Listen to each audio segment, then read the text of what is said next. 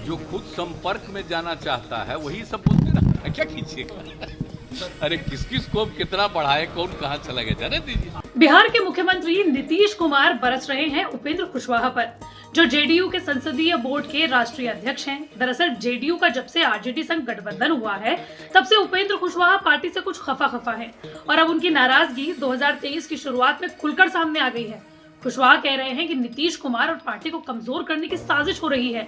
JDU के कई नेताओं के बीजेपी में संपर्क होने का दावा भी वो करते हुए नजर आए। अब आगे बढ़ने से पहले हम आपको बता दें कि बिस्तक पर 1 फरवरी को बजट कवरेज में जुड़िए। क्या इनकम टैक्स की धारा 80C की सीमा बढ़ाई जाएगी? नई टैक्स व्यवस्था के तहत टैक्स रेट बदले जाएंगे? अब अपनी राय हाँ या ना में दर्ज करवा सकते हैं प्रोवो पर, जो हमारे ओपिनियन पार्टनर है। लिंक डिस्क्रिप्शन बॉक्स में। जिस अर्थ में संपर्क की बात की जा रही है, भारतीय जनता पार्टी के नेताओं से हमारी पार्टी में जो जितना बड़ा नेता है वह उतना ही ज्यादा संपर्क में है। इसके बाद नीतीश कुमार ने पत्रकारों के सामने उनकी क्लास तक लगा दी। सुनिए। जो खुद संपर्क में जाना चाहता है वही सब बोलते ना, क्या कीजिएगा। अरे किस किस को कितना बढ़ाए, कौन कहाँ चला गया, जाने दीजिए। जिसको जब जाना हो, जितना जल्दी जाना हो, जितना बोलना है बोलते रहिए। आज जिस दिन मन करे उस दिन चले जाइए। सूत्रों की माने तो उपेंद्र कुशवाहा का जेडीयू छोड़ना लगभग तय हो गया है। हालांकि 17 साल में वो 3 बार जेडीयू छोड़ चुके हैं, लेकिन अब वो बीजेपी में जाएंगे या फिर अपनी ही पार्टी को फिर से जीवित करेंगे, इस पर अभी सस्पेंस बाकी है। फिर सवाल उठता है कि कुशवाहा आखिर जेडीयू और नीतीश कुमार से आखिर नाराज क्यों हुए। तो दरअसल इसकी शुरुआत हुई 2022 में, जब जेडीयू ने बीजेपी का साथ छोड़कर आरजेडी संग सरकार बना ली। लेकिन उपेंद्र कुशवाहा को महागठबंधन की सरकार में एक मंत्री पद तक नहीं मिला।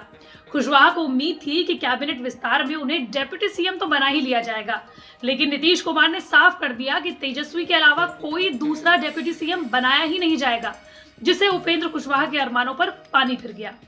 लेकिन महागठबंधन के साथ जेडीयू के गठबंधन के बाद भी कुशवाहा को थोड़ी बहुत उम्मीद थी कि नीतीश कुमार शायद 2025 में गद्दी छोड़ देंगे, जैसा उन्होंने 2020 के असेंबली इलेक्शन के दौरान घोषणा की थी, और फिर वो जेडीयू में नीतीश के वारिस हो जाएंगे। लेकिन यहाँ भी स्थिति बदल गई, क्योंकि 2025 के चुनाव को नीतीश ने तेजस्वी के नेतृत्व में लड़ने की घोषणा कर दी और कुशवाहा को अपने सामने अपना राजनीतिक करियर खत्म होते हुए दिखाई दे गया। लेकिन जल्दी से उपेंद्र कुशवाहा के बारे में जान लीजिए। कुशवाहा कभी भी लालू प्रसाद यादव या नीतीश कुमार जैसे बड़े जनाधार वाले नेता नहीं रहे हैं। लेकिन उपेंद्र कुशवाहा जो 1985 से राजनीति कर रहे हैं, 2007 में जेडीयू की ओर से बिहार विधानसभा में नेता प्रतिपक्ष रहे, लेकिन इसी साल उन्होंने जेडीयू से बगावत कर ली, जिसकी वजह से उन्हें जेडीयू से निकाल दिया गया। इसके बाद उन्होंने अपनी पार्टी राष्ट्रीय समता पार्टी बनाई। हालांकि 2009 के लोकसभा चुनावों में अपनी पार्टी की बुरी हार के बाद 2 साल बाद ही वो नीतीश कुमार संग हो लिए। फायदा ये हुआ कि कुशवाहा को नीतीश ने राज्यसभा का सांसद बनवा दिया। लेकिन 2014 के लोकसभा चुनावों से ठीक 1 साल पहले 2013 में उन्होंने फिर नीतीश का साथ छोड़ दिया और अपनी नई पार्टी बनाई, राष्ट्रीय लोक समता पार्टी, और बीजेपी संग गठबंधन भी कर लिया।